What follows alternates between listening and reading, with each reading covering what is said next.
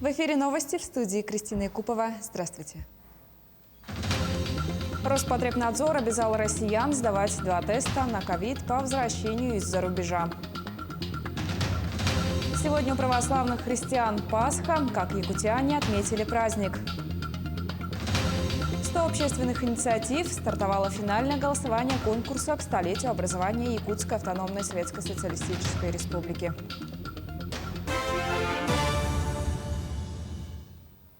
«98 новых случаев коронавирусной инфекции выявили в республике за минувшие сутки. Так, в Якутске 55 заболевших, в Мегино-Кангаласском районе 27, в Татинском 4 инфицированных, в Намском и Алданском районах по 3 случая заболевания. В Сунтарском районе 2, в Алайховском, Горном, Кобяйском и Чурапчинском районах по 1 заболевшему. За сутки лабораториями республики проведено 2328 исследований. Напомню, все россияне обязаны дважды тестироваться на COVID-19 методом ПЦР после возвращения из-за границы. Этого требует постановление главного санитарного врача, которое вступает в силу сегодня. Сделать повторный тест нужно в срок до 5 дней с момента въезда на территорию страны. Интервал между первым и повторным исследованием должен составлять не менее суток. Многодетным разрешили направлять субсидии на погашение ипотеки под строительство. Президент Владимир Путин подписал закон, расширяющий цели ипотечного кредита по госпрограмме. Теперь его можно использовать для строительства жилья или покупки недостроенного дома. Напомню, что в России с сентября 2019 года действует программа по поддержке многодетных семей, по которой они могут получить выплату в размере 450 тысяч рублей на погашение ипотеки. Госпрограмма рассчитана на семьи, в которых с начала 2019 года до конца 2022 года родился третий и последующие дети. До последнего момента целью кредитного договора могла быть покупка жилого помещения, в том числе объекта индивидуального жилищного строительства, земельного участка для ИЖС или жилья по договору долевого строительства. Дети-инвалиды с Дальнего Востока получат бесплатные авиабилеты для перелета к месту лечения в санатории и обратно. Вместе с ребенком льготный проезд получит один взрослый, который его сопровождает. Это определено постановлением правительства, которое также вступило в силу с 1 мая. Такое решение позволит сэкономить время на проезд до места реабилитации, а также повысит доступность качественной медицинской помощи для детей, которые в ней нуждаются. В майские праздники установлен особый противопожарный режим в России. Он включает запрет на использование мангалов, разведение костров, сжигание травы и мусора. Об этом предупреждают Рослесхоз и авиалесоохрана. Традиционно многие устремляются на дачи в леса, что приводит к всплеску рукотворных палов травы и лесных пожаров. Чтобы снизить риск возгорания, регионы усиливают патрулирование природных территорий. Наземные лесопожарные службы, федеральные и региональные подразделения авиалесоохраны и команды пожарной охраны приведены в режим повышенной готовности.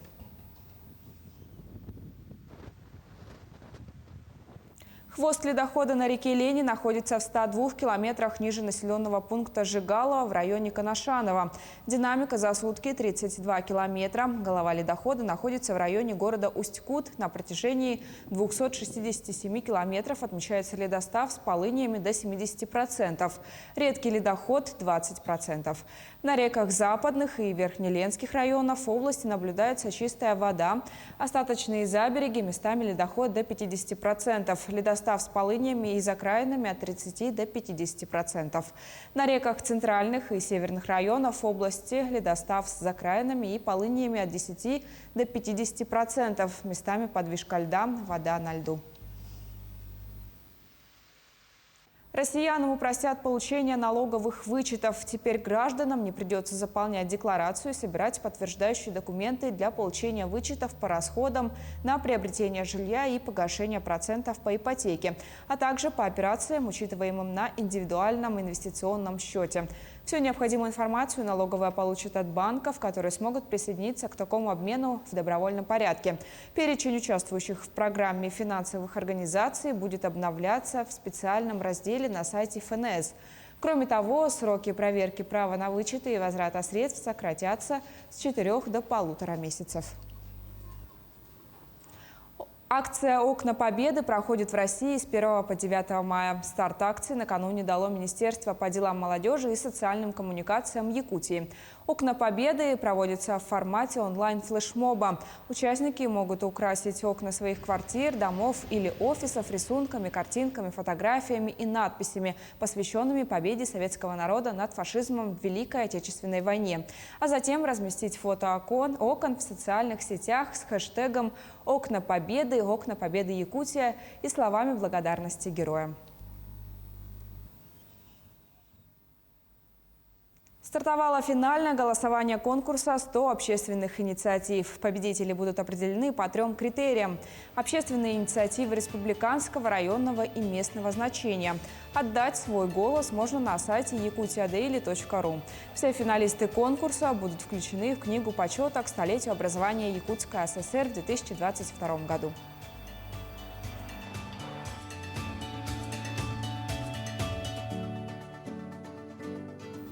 Ретроспектива якутского кино открылась в Москве в кинотеатре «Иллюзион». 9 дней там будут показывать и говорить о нашем кинематографе. Старт проекта состоялся 30 апреля с показа фильмов режиссера Алексея Романова «Жизнь», «Маппа» и «Срединный мир».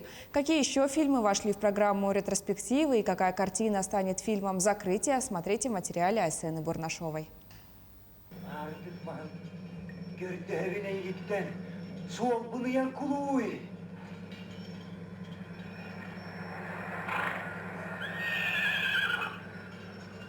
«Маппа» – это первый фильм, снятый на якутском языке. Дипломная работа Алексея Романова. Мистическая драма рассказывает о молодом страннике, встретившем призрак таинственной девушки. Сюжет глубокий, пронизан любовью к жизни. Короткометражный фильм, хоть и был снят в 1986 году, но по-прежнему задевает за живое.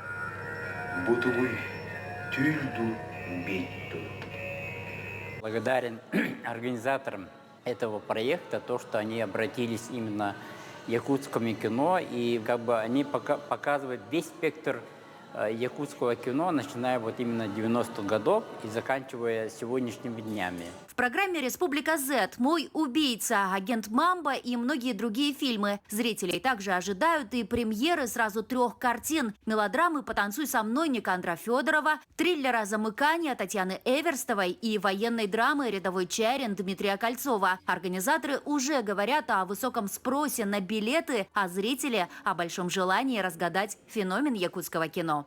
У нас на какие-то показы, например, на «Потанцуй со мной» все билеты уже проданы, на какие-то там продано по ползала, где-то меньше, но в целом это все равно довольно хороший показатель, потому что якутское кино любят и смотрят, и мы надеемся, что на каждый фильм мы соберем свою аудиторию. Сейчас якутский кинематограф же, он переживает такой рассвет, бум, и я думаю, не только москвичи, но и во всем мире будут интересоваться нашим кино, и я думаю, это интересно каждому.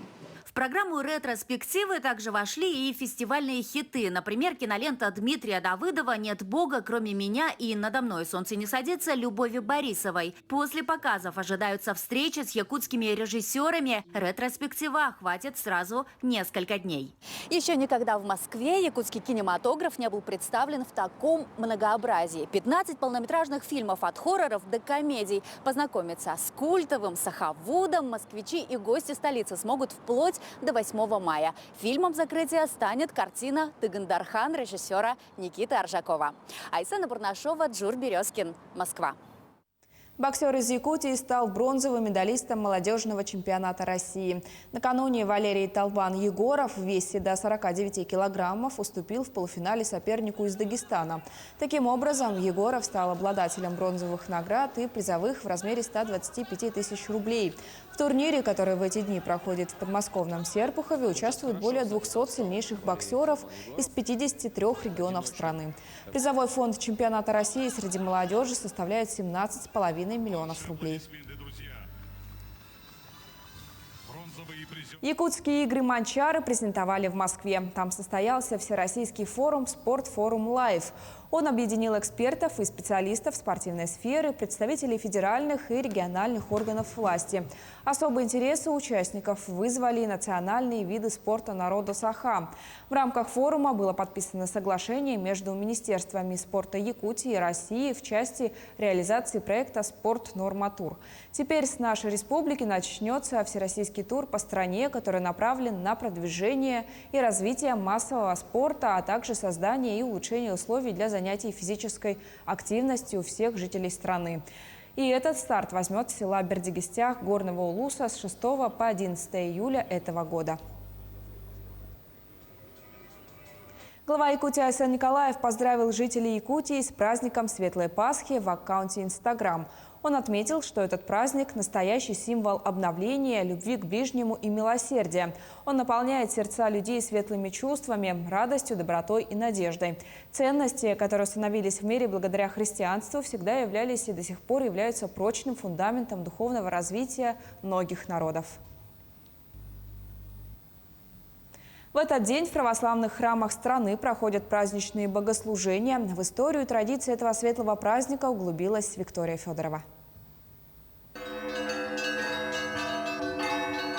Праздников праздник, так православные христиане именуют этот день. Под звон колоколов Преображенского собора люди с утра собрались на освящение крашеных яиц и куличей. В этом году, когда пандемия еще не закончилась, обряд освящения пищи на улице – обязательная рекомендация для всех храмов. Священник окропляет святой водой, исполняя при этом главное пасхальное песнопение. Христос воскресе! Начинают отмечать этот праздник с участия в пасхальном богослужении, которое проходит в ночь на первое воскресенье после наступления весеннего полнолуния. Вся пасхальная неделя считается как один праздничный день. Но надо не забывать, да, что если есть возможность, все-таки посетите храм. Божественная литургия совершается вообще каждый день, да, обычно, кроме нескольких дней в году. Но вот сегодня она особая, она особо долгая, много произносится, много читается, много поется, очень красиво. Освященный пасхальный кулич символизирует для христиан присутствие рядом с ними Господа, окрашенные яйца – возрождение новой жизни. Сегодня у всех прихожан пожелание одно – чтобы все были здоровы и счастливы. Здоровья всем, чтобы никто не болел, взаимопонимание, чтобы люди добрые были друг к другу. Праздник Пасхи – это самый светлый праздник, поэтому готовили своих детей тоже. Это торжество над смертью. Это понятие очень большое имеет значение. Чтобы все были здоровы, чтобы все очистились от своих грехов, чтобы в доме было чисто, чтобы на душе было спокойно, чтобы скорее отошел от нас ковид. Как всегда, конечно, заводим тесто, ставим опару, печем куличи, красим яйца. И вот сегодня пришли в этот праздник осветить это все, чтобы вместе собраться с родными за праздничным столом. Поздравляем со светлым праздником Пасхой. Христос воскресе! Следом за Пасхой на 9-й день после воскресения Христова православные отметят и традиционный родительский день. В этом году этот день выпадает на 11 мая. Виктория Федорова, Илья Сыромятников, Якутск. У меня на этом все. Еще больше информации на наших официальных сайтах. Оставайтесь с нами, не переключайтесь.